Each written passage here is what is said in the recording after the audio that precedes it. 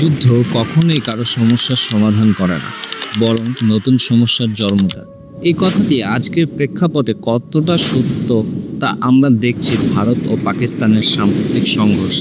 2025 সালের 7ই মে ভারত অপারেশন সিন্দুর নামে একটি সামরিক অভিযান চালায়, যেখানে পাকিস্তানের পাঞ্জাব প্রদেশ ও পাকিস্তান অধিভুক্ত কাশ্মীরের 9টি স্থানে বিমান হামলা চালানো হয়।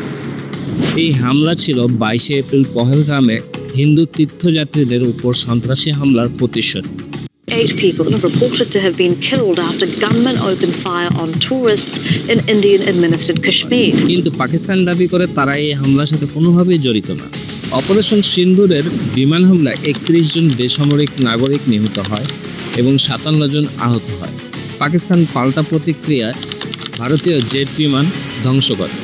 তারা সেই অনুযায়ী দাবি করে, কিন্তু আসলে তেমন একটা প্রমাণ বা নজির তারা দিতে পারে না। 5 fighter jets shot down.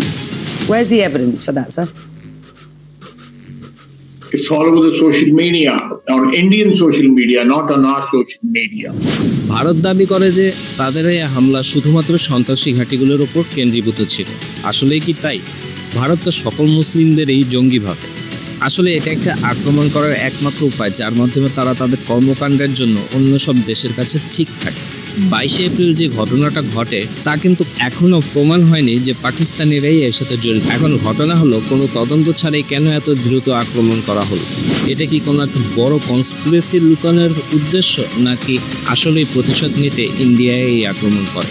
Pakistani এই হামলাকে উস্কানিমূলক ও আন্তর্জাতিক আইনের লঙ্ঘন হিসেবে অভিহিত করে এবং তারাও বলে দিয়েছে তারা মুখ বুজে সহ্য করবে না। আন্তর্জাতিক সম্প্রদায় যেমন যুক্তরাষ্ট্র, যুক্তরাজ্য, চীন ও তুরস্ক উভয় পক্ষই সংযম প্রদর্শনের আহ্বান দেয় তাদের। কিন্তু ট্রাম্প তো আবার পাকিস্তানকে হুমকি দিয়ে ফেলে। If Pakistan attacks India, I will not sit back. I will destroy Pakistan. Modi is my friend and I love the people of India. তারা যদি ভারতের উপর আক্রমণ করার চিন্তা করে, আমেরিকা পাকিস্তানকে নিঃশেষ করে দিবে। সমস্যাটা হলো উভয় দেশই পারমাণবিক শক্তিধর। এই উত্তেজনা যদি নিয়ন্ত্রণের বাইরে চলে যায়, তবে তা পুরো অঞ্চলকে বিপদের মুখে ফেলতে পারে।